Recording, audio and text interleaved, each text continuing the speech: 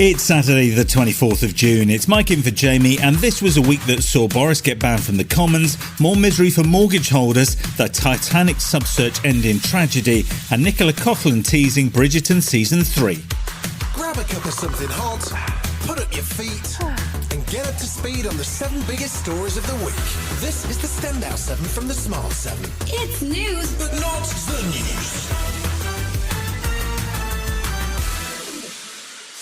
With the Partygate inquiry vote before the Commons on Monday evening, it wasn't really surprising that a new video of a Partygate party at Tory HQ leaked over the weekend. As long as we don't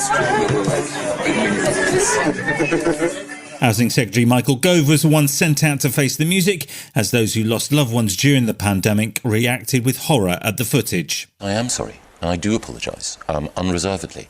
This particular event, I think, led to an investigation that's already happened. The BBC let noted historian Simon Sharma put the video and the Tory pandemic partying into context. It seemed to be so feckless, so irresponsible, and a completely amoral delivery of let the little people suffer. Just pour another glass of Bulgarian Burgundy and have done with it. Boris's former advisor, Samuel Kasumu, was asked about his ex-boss's legacy, and he may well have come up with something we can all agree on. Boris Johnson's legacy is, of course, the vaccine deployment, but it's also some of the nonsense that happened. But it's completely possible to achieve great things and still be a bit of a knob. When the vote came up in the Commons, many Tory MPs failed to show up, including Prime Minister Rishi Sunak. After several hours of debate, the motion was passed, but the numbers told their own story. Bear in mind, there are 650 MPs in the House of Commons. The ayes to the right, 354. The noes to the left, 7. Shadow Leader of the House, Labour's Thangam Debonair, wasn't pulling any punches as she reminded the House of the hardship the nation went through during the pandemic. He was, as the committee said, the most prominent public promoter of those rules. So it is simply not credible for Johnson to repeatedly claim that they were complied with.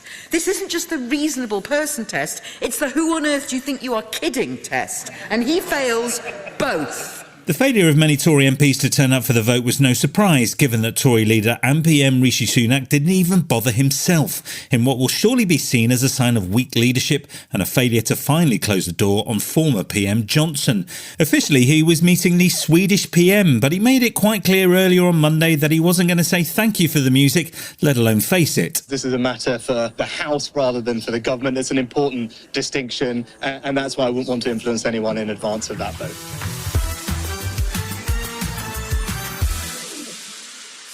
It wasn't a great week to be a mortgage holder. Wednesday saw the UK's headline rate of inflation stuck at 8.7%, and the core rate of inflation took an unexpected jump to 7.1%. Oh, and the UK's debt level climbed above its GDP for the first time since 1961.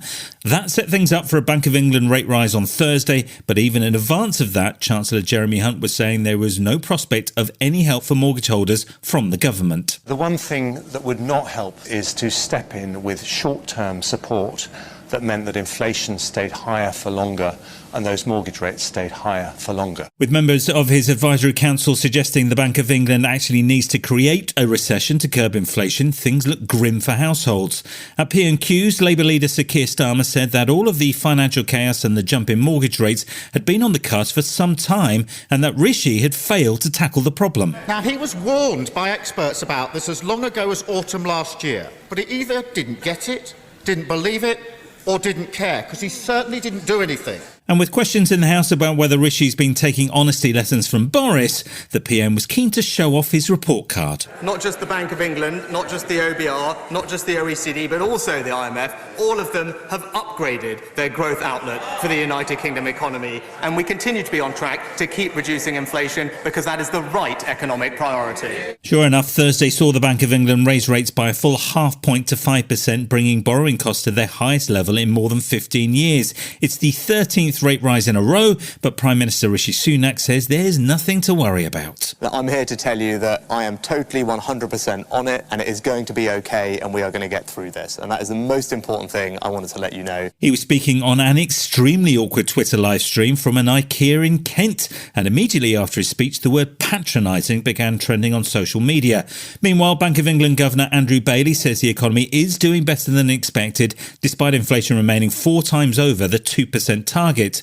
He also said people should stop asking for wage increases to keep up with soaring rates. We've got to get, and we will get, inflation back to its target. To do that, we cannot continue to have the current level of wage increases, and we can't have companies seeking to rebuild profit margins, which means prices continue to go up at their current rates.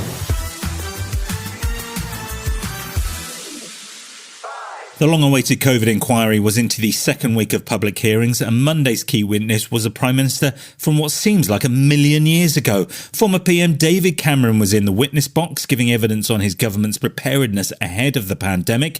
He admitted that during his time it was a mistake not to consider different types of diseases when preparing for future emergencies. During my time in office, there were investigations into SARS and MERS, but there wasn't one into a highly transmissible coronavirus-style pandemic like we had, and so these questions weren't asked. But when asked about whether he failed to prepare adequately, he doesn't accept that. There wasn't wholesale preparation and resilience, was there? No, I don't accept that, because we set up a much superior architecture for looking at risks, for planning for risks. The COVID inquiry heard from more witnesses on Tuesday, including former Chief Medical Officer for England, Professor Dame Sally Davis, who apologised to victims and their families, even though she had asked for a preparedness report and was told SARS wouldn't come here. She left her role in 2019, but former Chancellor George Osborne was also testifying, said none of this could have been predicted. The idea that all of this could have been sort of forethought, I don't think is the case. You know, if the expert community had anticipated that there could be a pandemic that was not an influenza, then clearly we could have done certain things to prepare for those things in advance. Day 8 of the COVID inquiry came to a close on Thursday, with 2 big names and a familiar face or two stepping up to give evidence. England's Chief Medical Officer Sir Chris Whitty and Chief Scientific Advisor Sir Patrick Vallance. Sir Chris says much more could have been done in advance to prevent the spread. We did not give sufficient thought to what we could do to stop a pandemic on the scale of COVID, or indeed any other pathogen that could realistically go there. I do think, on the other hand, it is sensible to have a plan for if everything fails, what are we going to do? A 2-day Ukraine recovery conference kicked off in London on Wednesday. PM Rishi Sunak opened the proceedings, which saw NATO allies gather to support the embattled country. Rishi said Ukraine needs fast-track support now to unleash its potential. Addressing the conference over Zoom, Ukrainian President Zelensky was grateful for the UK's support. Thank you for your kind words about Ukraine, about our soldiers, and thanks for your leadership and support the UK provides to Ukraine. He also admitted the Ukrainian counteroffensive is going more slowly than desired, but said it's not a Hollywood movie and the priority is to protect Ukrainian troops. The EU announced a new 11th package of sanctions on Russia and pledged €50 billion over the next 3 years to help rebuild the country. US Secretary of State Antony Blinken arrived in London fresh from his visit to China, and he too had a contribution to Ukraine's recovery. As Russia continues to destroy, we are here to help Ukraine rebuild its future. And today, I'm announcing that with the support of the United States Congress, we will provide more than $1.3 billion in additional aid to help Ukraine toward that goal. Thursday brought some unnerving news from Ukraine, less than 3 weeks after a major dam collapse which caused catastrophic flooding in the south of the country. It's thought another attack could be imminent. There's growing evidence Russia was responsible for the breach of the Kharkovka dam, and now Ukrainian intelligence believes Moscow could be plotting a staged terrorist attack on the Zaporizhzhia nuclear plant, although the Kremlin's denying it. Here's Ukrainian President Zelensky making the announcement. We have just had a report from our intelligence and security service about the terrorist attack at the hydroelectric power plant that took place, and another terrorist attack, which unfortunately is being prepared by the Russian occupiers at the Zaporizhzhia nuclear power plant. And the director of the International Atomic Energy Agency, Rafael Grossi, says the impact of a nuclear attack would devastate more than just Ukraine. The idea here to be preserved is the nuclear safety of the plant, because if there is something there, no one will be spared. Still to come on the Standout 7, the Titan sub-search ends in tragedy, and Hunter Biden's in a whole world of trouble. Right after this. Welcome back. The world was waiting for a miracle, but it wasn't to be. Thursday saw confirmation that all 5 occupants of the missing Titan submersible are dead after debris belonging to the deep-sea craft was found on the ocean floor. The submersible lost communication on Sunday morning, less than 2 hours into a dive to view the wreckage of the Titanic. What followed was a 4-day search of the North Atlantic, spanning an area of more than 10,000 square miles.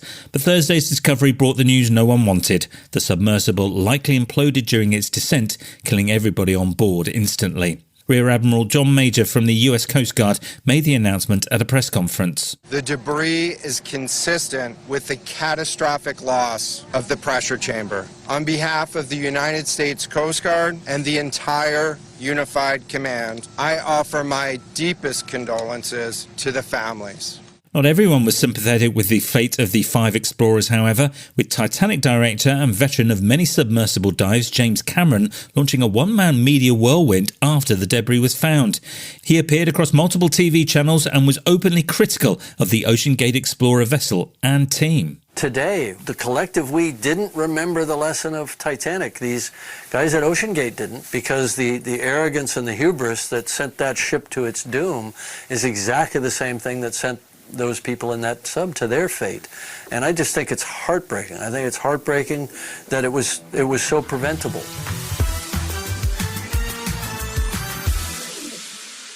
US President Joe Biden's son, Hunter, is set to plead guilty to 2 misdemeanor tax charges, according to court filings released by the Justice Department on Tuesday.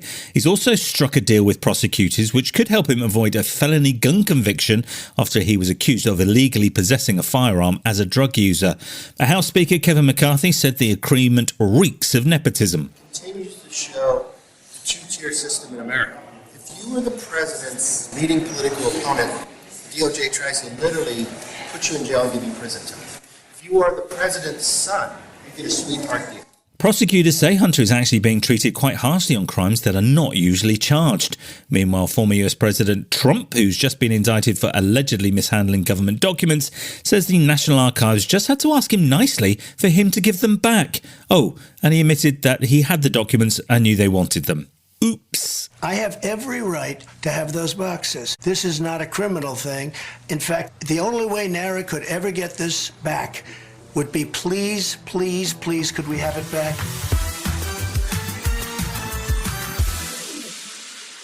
Eagle-eyed Bridgerton fans will have spotted some sneak peeks at Season 3 as part of Netflix's global Tudor event. The new season will focus on Penelope Featherton and Colin Bridgerton as Shonda Rhimes works her way through the Bridgerton books. Nicola Coughlan, who plays Penelope, wasn't giving any dates away, but she's really excited about her turn in the spotlight with co-star and bestie Luke Newton. I'm playing for both of us, Tashi. I think maybe we're disturbed by the fact that she could have been into someone like me. When we were teenagers. When we were teenagers. Hey, I love you. I know. You've been listening to The Smart 7. We'll be back tomorrow at 7 a.m. Hit that follow button and have a great day. Give us 7 minutes and we'll give you the world.